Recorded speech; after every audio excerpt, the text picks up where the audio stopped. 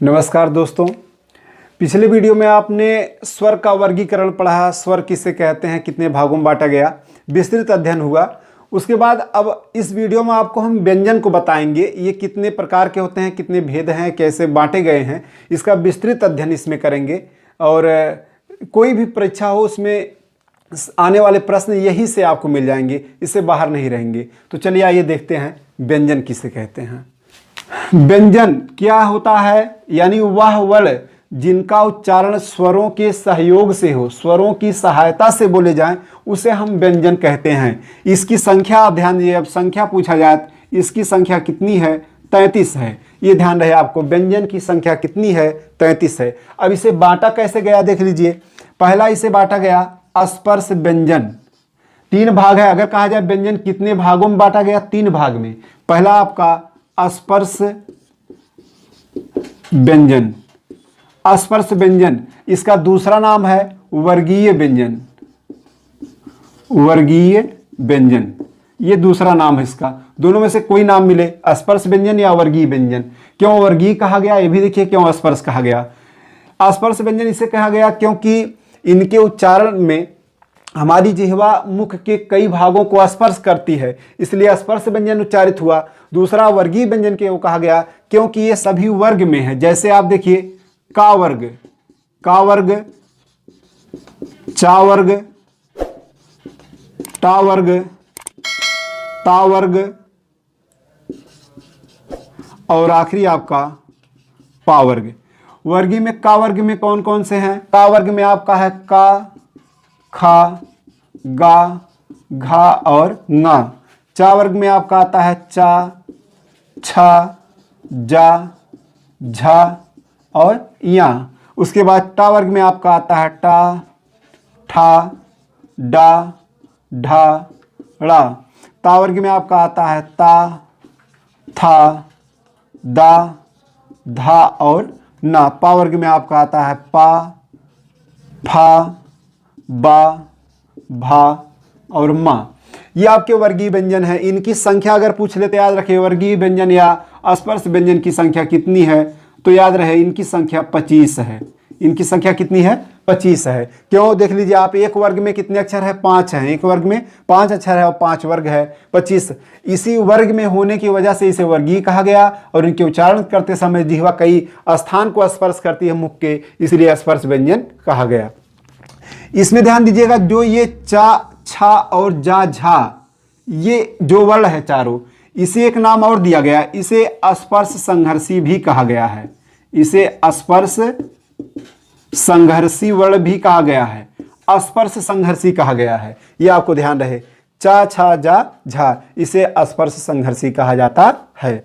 आगे देखिएगा, वर्गीय में आपको ध्यान देने की बात इसलिए है क्योंकि वर्ग में पहला कौन है, दूसरा कौन, तीसरा, चौथा, पांचवा, ये आपको अभी आगे पढ़ाया जाएगा घोषत्व के आधार पे, प्राणत्व के आधार पे, तो वहाँ ये सब काम देगा। या आप संधि पढ़ेंगे तो वहाँ भी काम देगा, वर्ग सीधे लिखा जाएगा। वहाँ ये नहीं लिखा जाएगा का, खा, गा, घा, ये नहीं लिखा जाएगा, सीधे वर्ग कहा जाएगा। वर्ग का पहला दूसरा अक्षर, वर्ग का तीसरा अक्षर, इस प्रकार से बोला जाएगा। तो आपको ध्यान देना है वर्ग में किस वर्ग में कौन सा वर्ण आता है, चौथे स्थान पे है। ये तो अच्छी तरीके से आपको याद होगा, ये छोटी क्लास में पढ़ाया जाता है, ध्यान होगा सबको। आगे देखिए नंबर 2, नंबर 2 के साथ ये आपका हो गया नंबर 1 स्पर्श व्यंजन। व्यंजन का दूसरा देखिए, दूसरा भाग बांटा गया व्यंजन को, दूसरा बांटा गया इसे अंतस्थ व्यंजन। अंतस्थ व्यंजन, यहां लिखा है अंत, अंत माने बीच में, अस्थ माने बैठा हुआ। ऐसा वर्ण जो बीच में बैठा हुआ है, जो बीच में बैठा हुआ है, यानी ना तो पूरी तरीके से स्वर की तरफ है और ना पूरी तरीके से व्यंजन की तरफ है, वो बीच में बैठा हुआ जो है उसी को अंतस्थ व्यंजन कहा जाता है। इनकी संख्या 4 है। इनकी संख्या कितनी है, 4 है। ये ध्यान रहे, कौन कौन से हैं अंतस्थ व्यंजन, याद रहे या, वा, रा और ला, ये अंतस्थ व्यंजन है। अगर आप पढ़े होंगे किताबों में सीधे या, रा, ला, वा दिया जाता है, लेकिन सही क्रम यही है या, वा, रा, ला। लेकिन किताबों में दिया रहता है, हम लोग अध्ययन किए हैं क्या, या, रा, ला, वा। लेकिन आप संस्कृत व्याकरण पढ़ेंगे तो वहां आपको स्पष्ट मिलेगा या, वा, रा, ला, यही सही क्रम होता है इसका। इसमें और इसे देखिए, इन वर्णों में और प्रश्न बनता है। यहाँ प्रश्न आपका बनेगा या और वा को अर्धस्वर कहा जाता है, या और वा को अर्धस्वर कहा जाता है, याद रहे अर्धस्वर, या और वा को अर्धस्वर कहा गया है। किसे? या और वा को। दूसरा रा यहां जो बचा है इसे क्या कहा गया? इसे प्रकंपित, इसे प्रकंपित, या फिर एक और नाम है, इसका नाम है लुंठित। या वा को अर्धस्वर और रा को प्रकंपित या लुंठित वर्ण कहा जाता है। एक और बचा आपका ला, इसके लिए आपको याद रखना है इसे पार्श्विक। आप ध्यान होगा पार्श्व गायिका कौन? लता मंगेशकर। लता ध्यान दीजिएगा, ला से लता यानी पार्श्व गायिका। ध्यान रहे कि यानी जो ला है कैसा वर्ण है? पार्श्विक वर्ण है, पार्श्विक वर्ण है। तो ये आपको ध्यान देना है। रा कैसा वर्ण है? लुंठित वर्ण है या प्रकंपित वर्ण है। और या वा कैसा वर्ण है? अर्धस्वर है। ये आपको ध्यान देना है। आगे देखिए, 2 हो गया। तीसरा भाग स्वर का बांटा गया। तीसरा भाग बांटा गया आपका नंबर 3, ऊष्म व्यंजन। ऊष्म व्यंजन, ऊष्म व्यंजन किसे कहते हैं? यहां देखिए लिखा ऊष्म, ऊष्म माने गर्मी, यानी वह वर्ण, वह व्यंजन वर्ण जिसे बोलते समय वायु के रगड़ से गर्माहट का अनुभव हो, उसे ऊष्म व्यंजन कहते हैं। इनकी संख्या कितनी है? इनकी संख्या 4 है। कौन कौन से इसमें आते हैं? इसमें आपका आता है सा, क्रम याद रहे, सा, सा और हा। ये आपके आते हैं तीनों, सा और हा। ये कौन से व्यंजन है? ऊष्म व्यंजन। और इसमें और प्रश्न बनता है, इसी ऊष्म व्यंजन को संघर्षी वर्ण भी कहा जाता है। संघर्षी वर्ण या संघर्षी व्यंजन इसे कहा जाता है। कौन? सा और हा। प्रश्न आपका ये भी बन सकता है, ऊष्म व्यंजन कौन सा नहीं है? 3 देके कोई एक और दे दे। या संघर्षी व्यंजन कौन सा है? कुछ और 3 विकल्प देके और एक विकल्प इनमें से कोई एक रख दे। तो आप ध्यान रहे, जो व्यंजन का तीसरा प्रकार है ऊष्म व्यंजन, इसमें सा हा आता है। इसका दूसरा नाम संघर्षी वर्ण है।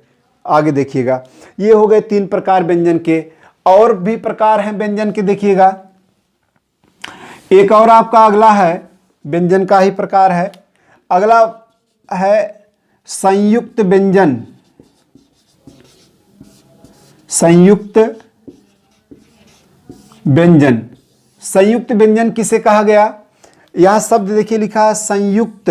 संयुक्त माने मिलकर बना हुआ, यानी वह व्यंजन जो 2 व्यंजनों से मिलकर बनता है उसे हम संयुक्त व्यंजन कहते हैं। इनकी भी संख्या 4 है। ध्यान दीजिएगा, संख्या विशेष ध्यान देते रहिएगा। पहले आपका स्पर्श व्यंजन था, उसकी संख्या कितनी थी? 25। उसके बाद अंतस्थ का 4 और ऊष्म का 4, और आपका ये 4 हो गया। जोड़ लीजिए कितना? 11। ये थे 33 आपका व्यंजन बताया गया। 25 और 4 और 4, 25 और 8 33 हो गए। उसके बाद 11 स्वर, 33 और 11 आपका हो गया 44। अब देखिए 44 वर्ण हो गए, लेकिन आगे और हैं। कुल वर्णों की संख्या कितनी है? 52। 52 कैसे होते हैं देख लीजिए। 52 में आपका आगे है बताया गया, इसे कहें संयुक्त व्यंजन। इसकी संख्या 4 है। कौन कौन से इसमें आते हैं? इसमें आपका आता है छा, त्रा, ज्ञा और स्रा।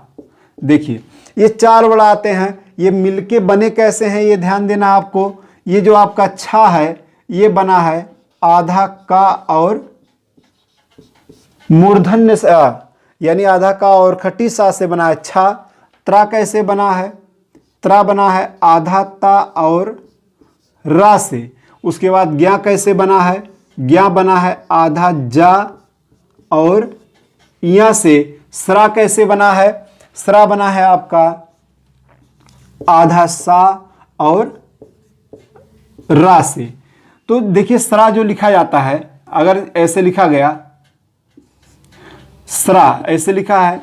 तो ये रा जो ये देखिए रा आपका रा लगा है, जैसे पा में अगर रा लगाना है आधा पा और पूरा रा, ये आपको ध्यान होगा इसमें आधा अक्षर कौन है, पूरा अक्षर, आधा अक्षर पा है, पूरा अक्षर रा है। ये ध्यान देना, यानी भारी चीज हमेशा नीचे होती है, हल्की चीज हमेशा ऊपर होती है। तो हल्का कौन है पा, आधा कौन है पा, पूरा कौन है रा, भारी जो है नीचे है, ये ध्यान देना है। तो वही प्रकार यहां भी अपनाया गया, ऐसे रा पहले लगा दिया गया, सा में रा लगा दिया गया और सा उल्टा इस प्रकार से बना दिया गया। बस यही आपको ऐसे बना दिया गया, जो श्री दिखता है, स्रा दिखता है, यही तरीका है। अगर श्रृंगार लिखना हो तो शुद्ध क्या होगा, श्रृंगार ये सही है कि ये सही है, या ऐसा नहीं लिखा जा सकता क्या, ये नहीं सही है, कौन इनमें से आप कौन सही कहेंगे, ये आपका सही है, हमेशा ध्यान रखिएगा ये सही है। क्यों, क्योंकि स्रा जब लिख रहे हैं, श्रृंगार जब लिखा जाता है, सही सही इसी प्रकार से श्री लिखा जा रहा है, क्योंकि का पे री की मात्रा लगाएंगे नीचे ही लगाएंगे, तो हम सा पे री का मात्रा लगा रहे हैं, सा पे री का मात्रा लगा रहे हैं, इसे लगाएंगे तो उसी को अब इसमें से री का मात्रा लगाना हो तो रा हटाना पड़ेगा। हम पहले लिखेंगे यानी सा उल्टा लिख दिया गया, उल्टा एकदम ऊपर की तरफ लिख दिया गया, री का मात्रा लगा दिया गया, अब आगे लिखा जाएगा श्रृंगार, इसलिए ये शुद्ध है, ये ध्यान दीजिएगा।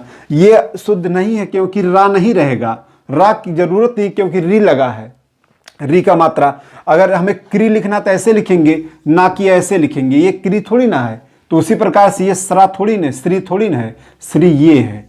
ठीक, ये ध्यान दीजिएगा। चलिए आगे देखिएगा,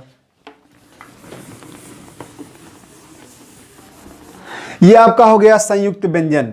तो अब अगर कुल वर्णों को जोड़ें कितना हुआ और कौन कौन से बचे हैं देख लीजिए।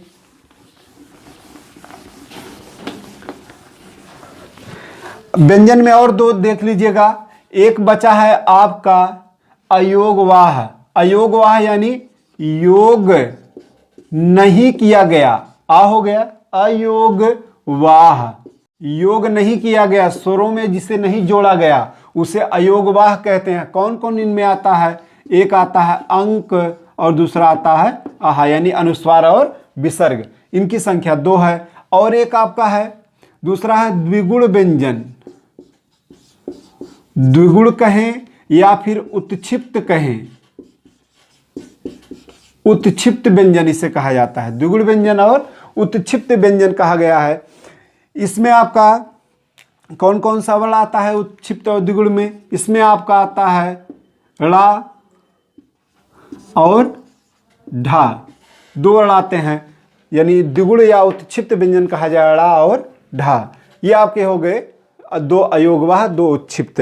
अब कुल जोड़िए, स्वरों की संख्या कितना बताया गया 11, व्यंजन की संख्या 33, संयुक्त वर्ण 4 और अयोगवाह 2, फिर द्विगुण व्यंजन 2, कुल आप जोड़ेंगे तो कितना होगा 52 वर्ण हो जाएंगे आपके।